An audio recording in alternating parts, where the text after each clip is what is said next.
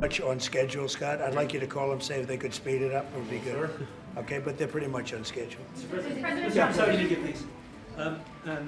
If I may, I have a question for both the Crown Sure, Prince go and ahead.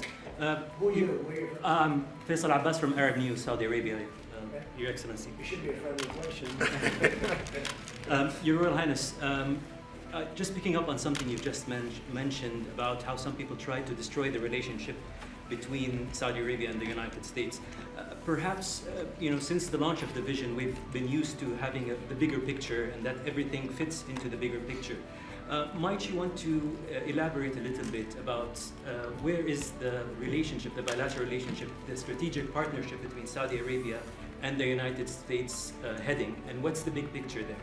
Well, I don't think it's a relation that we can replace it from the Saudi side or the American side. It's a critical relationship for our political attempt, for our economical attempt, for our security, for our military, for many things. And it has been there for 9 decades. And the opportunities that we have today, it's huge.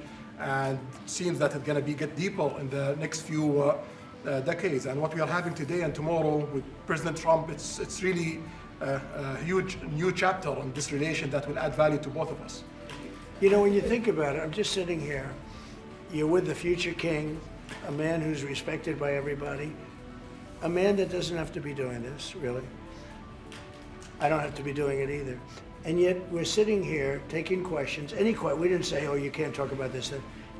And there's never been transparency like this, even in his country, but there's never been, in our country, that's been acknowledged. But we didn't put restrictions, and I'm saying it's sort of wonderful to be taking questions from all over the world. Everybody's here. This is just a small group representative of tremendous numbers of media that are outside, that are very jealous that these people were so selected. But they're representing a lot of people that are outside. I think it's terrific that we can be sitting here being this open, and I think it's really a wonderful thing. If you don't mind, I have a personal question for you. Okay, here we go. I should have said that. So apart from everything you mentioned in your opening remarks, you forgot to mention that you've de-escalated 7 wars since you started. At least in our part of the world, you are seen as a peacemaker. And adding that to all the executive orders and everything else you've mentioned, I really have to wonder, in your speech in Saudi Arabia, I was there, you said that His Royal Highness does not sleep at night thinking how he does things better. We wonder in Saudi Arabia, how do you manage your own time, and what's your formula for management? He does not sleep much, and I don't sleep much. I think we have the same schedule. We're thinking about our countries. And if you sleep a lot and you're president, we just had one that slept more than any president. He broke every record. He sleeps all the time, during the day, during the night, on the beach. The only guy could fall asleep on the beach with the press watching. No, he's not a sleeper. I'm not a sleeper. We don't. We talk at night. We can talk. I can call him almost any time.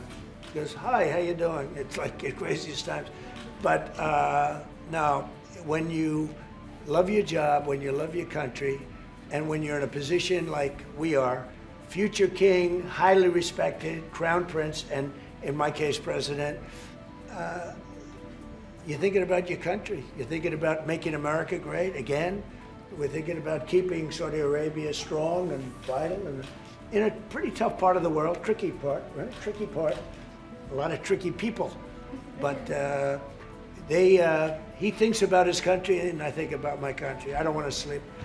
President Trump, do you expect a formal civil nuclear deal to be reached soon? Can you talk to us about that aspect With of who? with Saudi Arabia? I can see that happening. Yeah.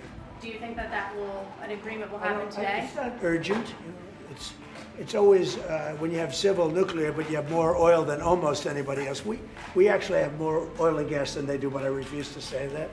And We have more than anybody. Can you imagine? And on the F-35s, are those sales? Israel had reportedly wanted those sales to be conditioned on Saudi Arabia moving to normalized relations. Israel will be happy. Israel is going to be Is that a happy. condition of the F-35? Israel's aware, and they're going to be very happy. Okay? Okay. Yeah, please. Hello. Hi, hello. My name is Ahmed Razani from Sharq al-Awsat newspaper, from Riyadh, of course. I have a question for the Crown Prince and for you, Mr. President. Crown Prince of Saudi Arabia, how much you expected from developing the cooperation with the United States in the field of new energy, AI, supply chain. How much you expected from that? No limit. We just continue pushing forward. There's no limit. So we just push forward for all the opportunities that we have. This is, you have to understand, this is really a great ally. Just the fact that they're now doing, I came in here at 6, I did not know that. I was pushing for the 1 trillion, but he didn't tell me that. Now he told me. This is a great ally of ours. You know, when you invest $1 trillion, that's national security for us too, because it creates jobs, it creates a lot of things. And I would say, Scott, right, when you hear one country is putting $1 trillion into the United States, that creates national security. And, you know, I think that they don't have to say that, but I think a big part of that is also the fact that tariffs are in play. But even beyond tariffs, that's a real ally that will do that. Creates a lot of power for the United States. We are also in Saudi Arabia very happy because this much of Saudi the money is a function here, and of course it's come back for us for benefits. So it's complementary interest. So this is the I think what's different the friends and ally do. Well, look, I love the country of Saudi Arabia. I know the people very well. The level of treatment that we go when we go to Saudi Arabia is something that is incredible. And the people like us, and I think they really like America, especially when I'm president. I mean, I don't think they liked America so much maybe for 4 years recently. I think Obama treated Saudi Arabia very, very badly, as you know.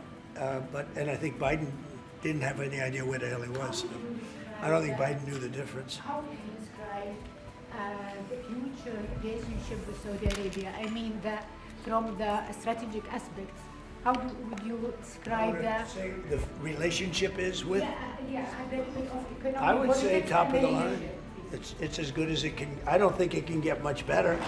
We have a country that trusts us, and that's why they make that investment. If they didn't trust us, they couldn't make that investment. And we trust them. They've been very reliable. Now I rebuilt our military in my first term, and we spent trillions of dollars, and we gave away some of it in Afghanistan stupidly because we had stupid people running our country. But we gave away, but that's as much as it was. It's a tiny fraction of what we put here. And we're bringing our military to a new level, the highest level ever. We have those plants that are going out. And again, it's all American jobs and everything, so it's good for a lot of reasons. But as far as Saudi is concerned, no, I don't think our relationship could be better. I don't think they had a great relationship under Biden, and I don't think they had a great relationship under Obama. But they have a great relationship under Trump. When we did the presidential Walk of Fame, you saw that, right? And we're walking, and I asked the Crown Prince, so outside of Trump, because I blow everyone away, who was the best president for Saudi Arabia? And you could maybe, it's an interesting answer, I don't know. Roosevelt, who started it, which is a Democrat, and Reagan, he's one of the historical presidents that have close ties with Saudi Arabia. But we've worked with all presidents. Does Trump blow them all away? No, it's another league, Mr. President. Mr. President, And Trump doesn't give a fist pump. I grabbed that hand. I don't give a hell where that hand's been. I grabbed that hand. Remember Biden?